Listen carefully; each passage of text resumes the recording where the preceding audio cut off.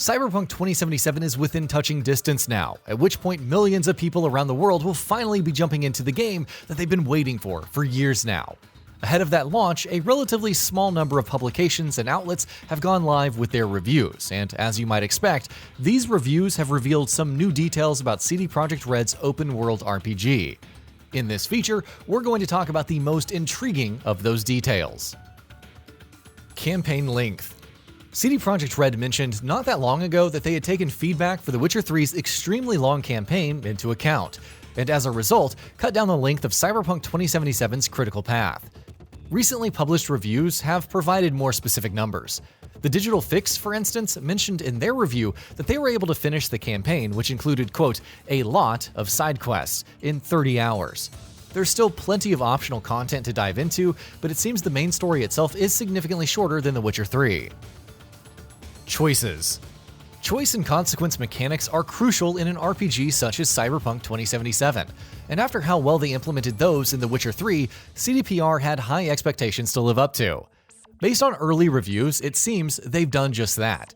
IGN's review talks about decisions made early in the campaign that come back to have major narrative consequences even 20 hours later in unexpected ways, such as turning what could have been a combat encounter into a friendly conversation.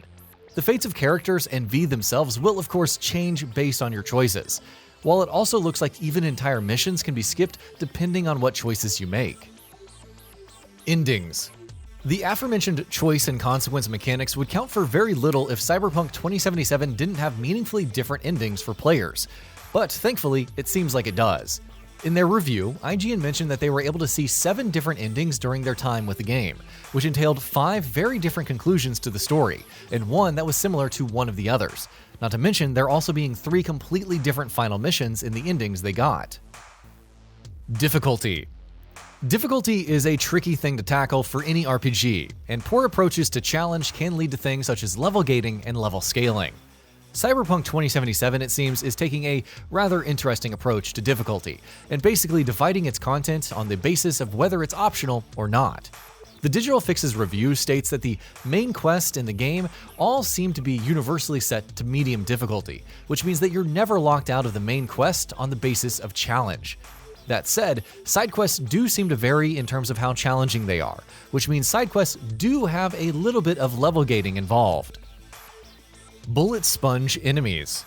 Cyberpunk 2077's cross-genre approach that tackles both shooters and role-playing games can inherently give rise to an issue that many similar games face: bullet sponge enemies.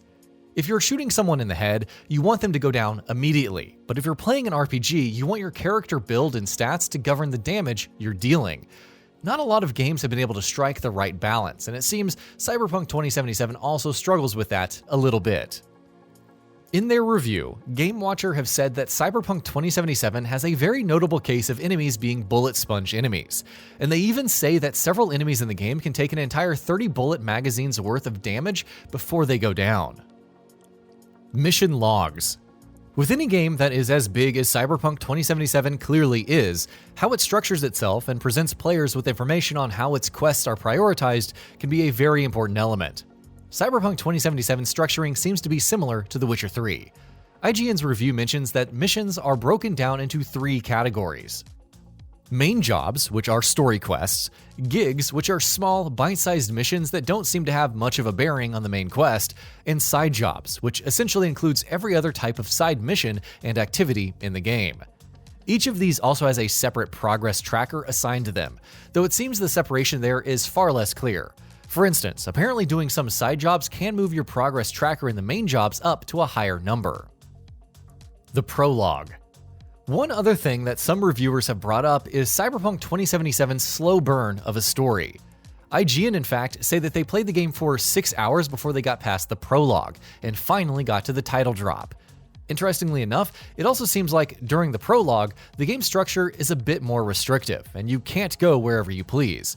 Though once you're past the prologue, Night City is apparently completely open to you. Crowds. Since the moment Cyberpunk 2077 was first re-revealed back at E3 2018, one of the things that CD Projekt RED has been emphasizing heavily is Night City itself. In particular, the city's density and how alive it feels seems to be crucial elements that will contribute to the game's immersion quite significantly. In their review, VG247 spoke about that aspect briefly, and based on what they had to say, it seems CDPR have been successful in doing that. Crowd density was something that the aforementioned review brought up and praised in particular, though it also mentioned that that seems to have come at the sacrifice of AI to some extent. One example they bring up is the cops, who only give chase after you commit a crime for a couple of blocks before letting you get away. Bugs. This is something that's been brought up in nearly every review out there right now. Of course, it is unfair to expect an open-world game of this kind, size, and scope to release without any significant bugs or technical issues, though recent releases like Red Dead 2 and Breath of the Wild have shown that that's definitely possible. But it seems Cyberpunk 2077 is particularly buggy. From minor animation glitches to audio bugs to freezes to crashes, all kinds of technical issues have been brought up across multiple reviews. It's worth mentioning that these reviews are all based on a build of the game before the day one patch's launch, but it's also worth mentioning that all of these reviews are based on the game's PC version. Cyberpunk 2077 on the base PS4 and Xbox One has yet to be tested by anyone, and it's entirely possible that the game will be coming in hot on the base 8th gen consoles. Fingers crossed that the day one patch will fix the most major issues at the very least. Unique weapons. We've known about Cyberpunk 2077's various weapon types and their strengths and weaknesses for some time now, but it seems there's one piece of information that CDPR didn't go into. Cyberpunk 2077 occasionally rewards players with what are known as iconic weapons. As IGN describes them, they're usually gained through missions and have unique perks attached to them to help them stand out, such as a pistol that changes what kind of elemental damage it deals every time you reload it.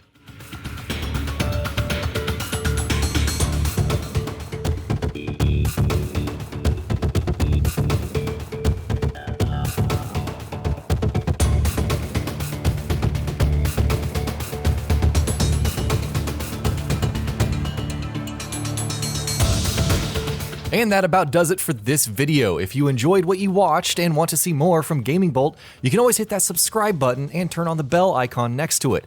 That way you will never miss any of our videos.